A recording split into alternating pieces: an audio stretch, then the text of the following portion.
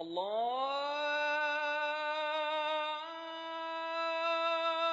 Акбар, Аллаху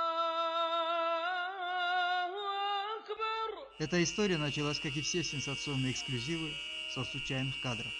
Вот наш оператор Ибрагим Алиев, который в составе делегации Малого Карачая навещали подшефную погранзаставу, снимает случайно встреченный свадебный кортеж. Как вдруг... Обратите внимание на этот автомобиль, белую Волгу.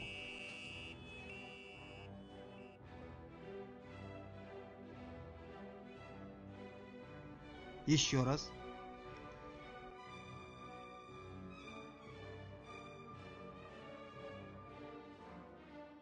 Не успев затормозить, он по касательной бьет одну машину, вторую и опрокидывается с берега в реку Кубань. И это после обильных дождей в верховьях реки.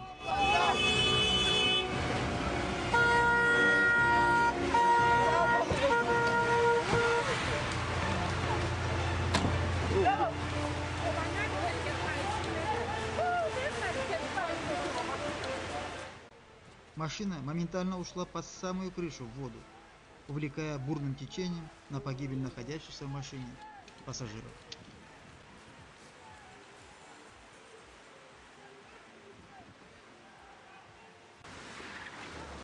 Это мы предполагаем, а Всевышний располагает. Разве кто-то осмелится сказать, что огромный валун случайно вырос посреди реки на пути злосчастной белой Волги? И именно этот валун, по воле Бога, стал спасительным на этот раз камнем преткновения. Но чудеса на этом не закончились. Вы видите, как в нерешительности люди столпились на берегу. Да и кто осмелится на такой риск? Сами видите силу течения. И здесь Аллах смилостивился. Два незнакомца ехали на «Жигулях» по своим делам и оказались очевидцами происшествия. И без тени сомнения, страха и упрека бросились в пучину спасать абсолютно незнакомого, даже неизвестно, живого или нет, человека. Вы слышите, как они криком пытаются привести в чувство шокированного страхом пассажира «Волги». Поняв, что это невозможно, и не теряя времени, он с силой, поборов течение реки, открывает перед ним дверь и буквально вырывает из холодных и мокрых лап смерти обреченного пассажира.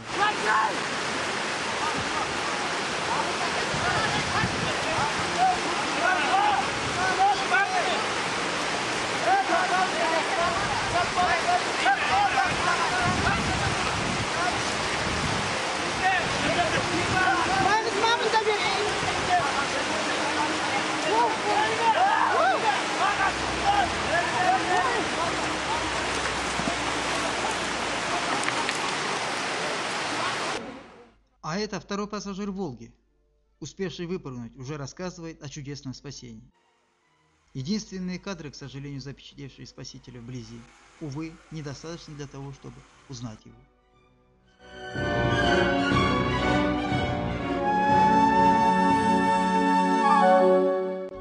«И сказал Господь: у меня есть две руки, чтобы помочь вам, и они растут у вас же на плечах».